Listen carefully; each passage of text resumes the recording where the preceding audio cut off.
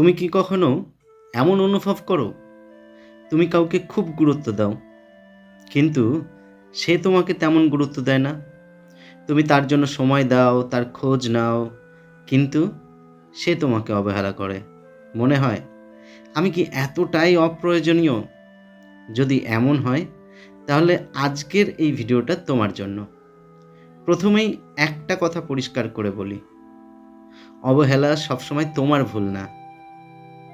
অনেক সময় মানুষ তোমাকে অবহেলা করে কারণ তুমি তাকে সেই সুযোগটা করে দিয়েছো। তুমি সবসময় অ্যাভেলেবেল থেকেছো, তুমি সবসময় হ্যাঁ বলেছো, তুমি নিজের ভ্যালুর থেকে বেশি দিয়েছো। আর তখনই মানুষ তোমাকে ফর গ্র্যান্টেড নিতে শুরু করে। এখন প্রশ্ন হলো, তাহলে কি করব? প্রথম কাজ, নিজের ভ্যালু বুঝতে শেখো। যখন তুমি নিজেকে সম্মান করবে না, তখন কেউ তোমাকে সম্মান করবে না। নিজেকে বলো, আমি কারো অপশন না, আমি নিজের জীবনের প্রায়োরিটি। দ্বিতীয় কাজ, দূরত্ব রাখতে শেখো।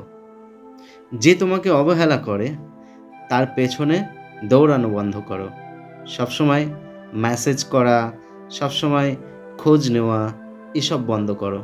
দেখবে তোমার অ্যাবসেন্সই তার চোখ খুলে দেবে। তৃতীয় কাজ, না বলতে শেখো।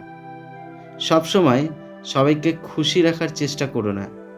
যেখানে তোমার মনের শান্তি নষ্ট হয়, সেখানে না বলাটা খুব দরকার।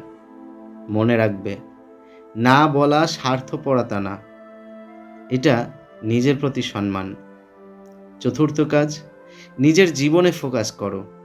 যে মানুষ তোমাকে অবহেলা করে সে কখনোই তোমার জীবনের আসল মানুষ না। তাই নিজের গ্রোথ, নিজের হ্যাপিনেস, এগুলোর উপর ফোকাস করো।